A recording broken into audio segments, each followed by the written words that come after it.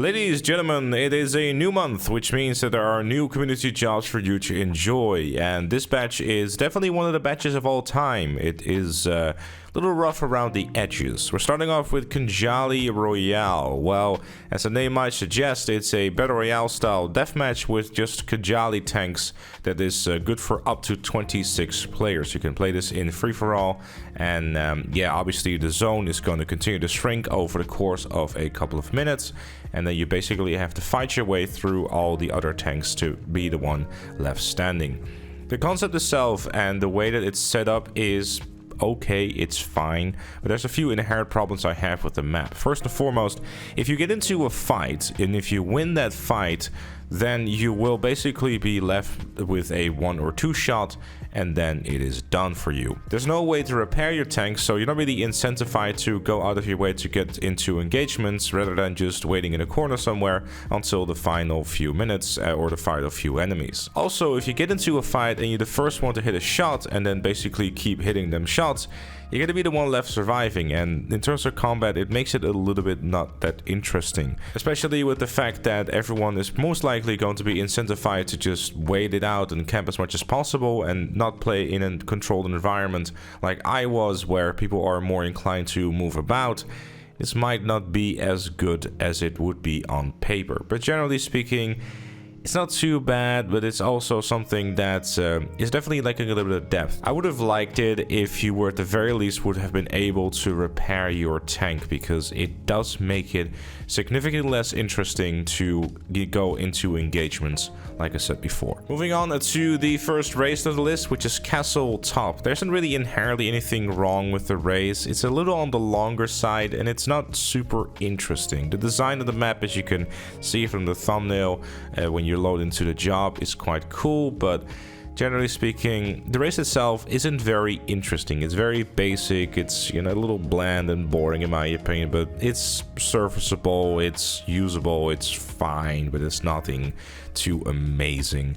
The next job though is a job that I actually coincidentally I think played something similar like this before. Effectively what it comes down to is that there's 2 ships and there's also some rhino tanks underneath as well, which you can then actually start utilizing as cannons on side of the ship. Pretty damn cool and very well made when it comes to the ships.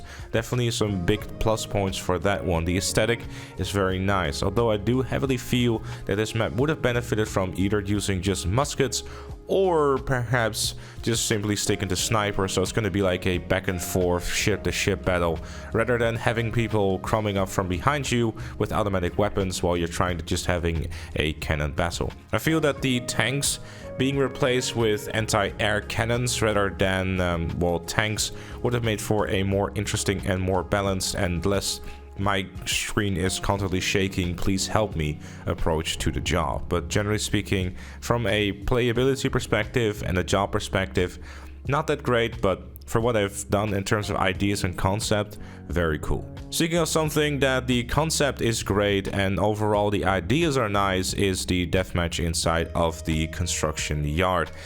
It's cool, but my main issue with the map really is the map and location itself. The construction yard has so many different levels that it becomes really frustrating to find. You just end up with someone either on the crane or just at the top level, which is just simply going to wait for you. And with the fact you have 3 lives, it's going to be a pretty easy sweep.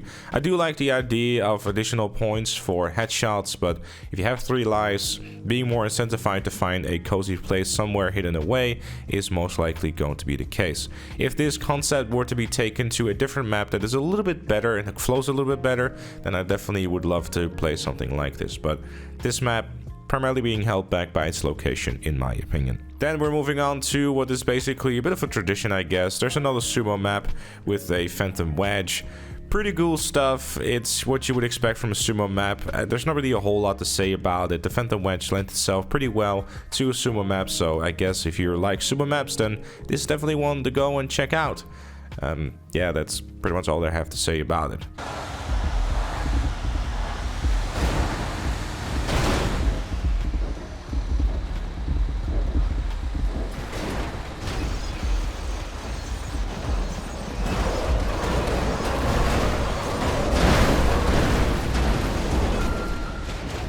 Moving on to the final and arguably the best race out of the bunch, which is going to be the beach bum race. It is something that I coincidentally have played before, and it is actually pretty decent. It doesn't do anything too amazing, but I like the aesthetic and the little props and everything it's got going on. The route itself isn't too bad either. It flows pretty well. It's a pretty simple race. It's pretty short. There isn't really a whole heap to say about it, sadly, because there's not really a whole lot that happens in it. And lastly, for those that have been watching, what is a great rendition of the video game The Last of Us. Apocalypse is a deathmatch that will be to your heart's content if you are still eagerly waiting for the next episode, or just eagerly waiting for where the next episode after that is going to happen. Regardless, Apocalypse is arguably the best deathmatch that we've gotten, I guess, in the entirety of the community series so far. The aesthetic, the way that the map flows and overall plays is well done. I really do enjoy how this has been made, how it plays. It's good. If there is one critique I would give it, is kind of the fact that you can play this in assisted aim. There's nothing the creator could have done about this, but I do genuinely feel that this map would shine a lot more if you can only play this in free aim. Because the reason is pretty simple. You can lock on through bushes, and well, you just have to simply look on your minimap to find out where people are and just log on, and that's kind of it. Whereas if it were to be played in free aim, stuff will become a whole lot more interesting, because obviously the enemies can be a little bit more difficult to spot, especially if they wear darker clothing. You know, it makes it for a little bit more of an apocalyptic feel rather than getting lasered through bushes. But that I don't think should be taken away from how well made this map is and the aesthetic of it, and just generally how enjoyable it is to play. Definitely give this one a play, maybe alongside of the sumo and the beach bum map as well, if you're looking for the best out of the bunch. Regardless, those are my thoughts on the maps. Let me know yours in the comments down below. Leave a like, subscribe, and if you like what you see on the channel, become a member like Chloe, KFC Chicken, Not Fatigue, and GTA Plus. Thank you for watching, and I'll see you all later.